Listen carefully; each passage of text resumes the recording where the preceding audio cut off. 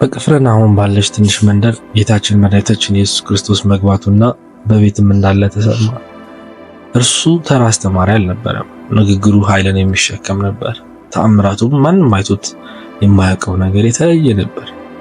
እርሱ ሲናገር ለመስማትና ስለ ስራው ለመመስከር ጓጉቶ የሄዱበት ሁሉ ተሰበሰቡ። አንድ ቀን ግን አንድ ያልተለመደ ነገር ተከሰተ። የእምነት የቁርጠኝነትና የፖስ ታሪክ ለዘላለም ሕይወትን የሚገለጥ። ጌታችን መድኃኒታችን ኢየሱስ ክርስቶስ ብዙ ሕዝብ እያስተማረ በአንድ ቤት ውስጥ ነበር። በደጅም ያለው ቦታ እስኪጠባቸው ድረስ ብዙ ሰዎች ወደ እርሱ ተሰበሰቡ። ወደ እርሱ ለመጡትም ቃሉን ይነግራቸው ነበር። ክፍሉ በጣም ሞልቶ ነበር። ማንም ሊገባ እንኳን አልቻለም፣ በበሩም ቢሆን። በውጭ ግን 4 ሰዎች ሽባ የሆነ በሽተኛን በአልጋ ተሸክመው ወደ እርሱ አመጡለት። ስለ ጌታችን ኢየሱስም ሰምተው ሊፈውሰው እንደሚችል አመኑ። ወስነውም ሕዝቡ እንዲያቆማቸው አልፈቀዱም። ስለ ሕዝቡ ብዛት ወደ እርሱ ማቅረብ ቢሳናቸው በሩን ማለፍ ሲያቅታቸው ተስፋ አልቆረጡም። ይልቁንም እርሱ ያለበትን የቤቱን ጣራ ነድለው በሽተኛውን ከነአልጋው በጌታችን በኢየሱስ ፊት አወረዱት። አቧራና ፍርስራሹ ከላይ ሲወድቁ የሕዝቡን መገረም አሰቡት። ኢየሱስ ግን እምነታቸውን አይቶ በቆራጥነታቸው ተነካ።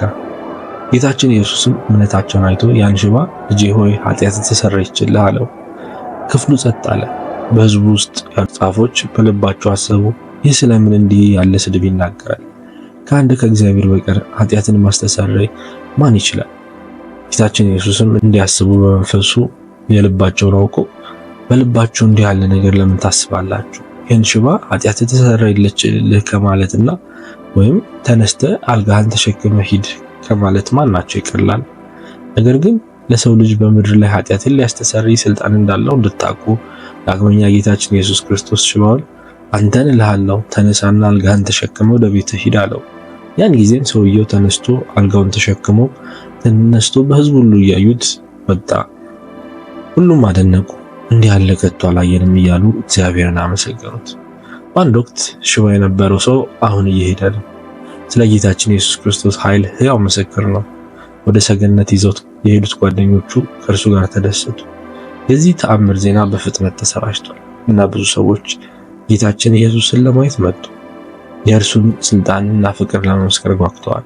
ይህ ታሪክ ከ2000 ዓመታት በፊት ስለተከናወነው ተአምር ብቻ አይደለም፣ ዛሬ ለኛ ፈተና ነው።